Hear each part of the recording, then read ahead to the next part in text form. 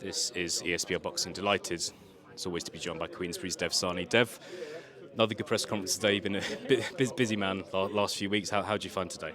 Yeah, it was good fun. I know Derek Asazi and Denzel Bentley are two very nice men who will probably be friends for years after their fight on Saturday. I get that, and I knew there weren't going to be too much needle out of those two. But good to see Alois Jr.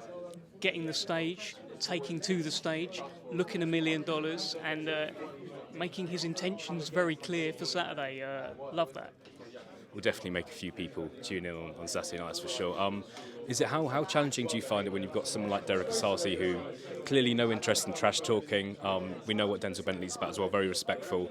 You're there to kind of make headlines, make things happen. What's that like for you?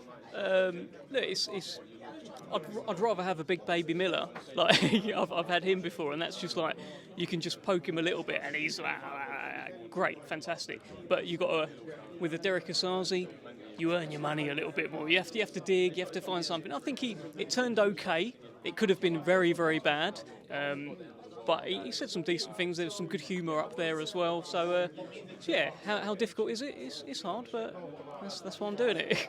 Yeah, no, exactly. Look, another big night at York Hall. Hope it's not too hot for everyone, but we'll see what happens. One man I wanted to ask you about, Dev. Feels like it's gone a bit quiet. Feels like it's gone a bit missing. Anthony Yarde. Is there anything you can tell us on kind of his latest status with Queensbury? What you expect to happen next at all? I don't know anything. Okay, we'll move on from that. Another big talking point of the week is on Twitter has been the back and forth between Canelo Alvarez, pound-for-pound star, and Turki Al-Sheikh.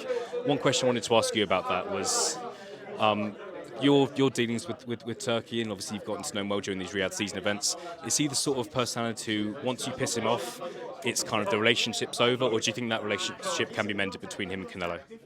I don't know. I think ultimately when Canelo's ready for the sort of fights that His Excellency wants to make, I'm sure these fights could happen. So fingers crossed that it's not irreparable damage, and they can all sort it out, because we want to see Canelo in the best fights, right? And so does His Excellency. He also wants to see him in the best fights. So hopefully they can figure it out. Fingers crossed. Follow you on Instagram and saw that you posted a video about Tyson Fury. Obviously, it was his birthday a couple of days ago, 36 years old. People thought it was like a new, fresh interview. Like I saw a couple of articles being written about it. I was like, no, this is old. So I had to put underneath, this is an old clip. But yeah, look, from that interview snippet, you get a deeper understanding as to his relationship with boxing, how difficult it will be eventually to walk away one day, what a role it's played in his life. It's quite a deep, insightful click. That's why I think it done very well.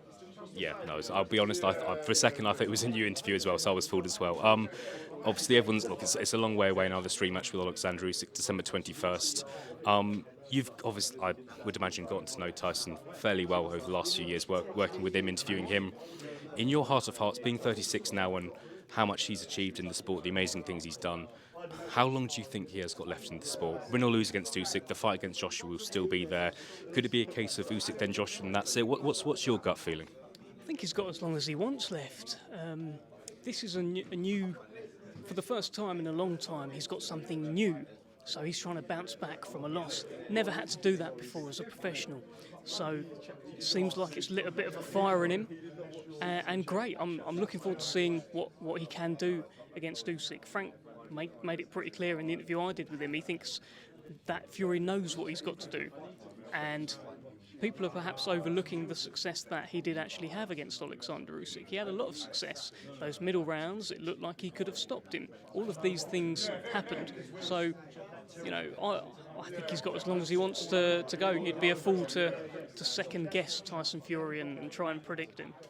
Of course, Dev, thank you very much for your time. We'll speak to you on Saturday. No worries, mate. No worries. Cheers, Dev.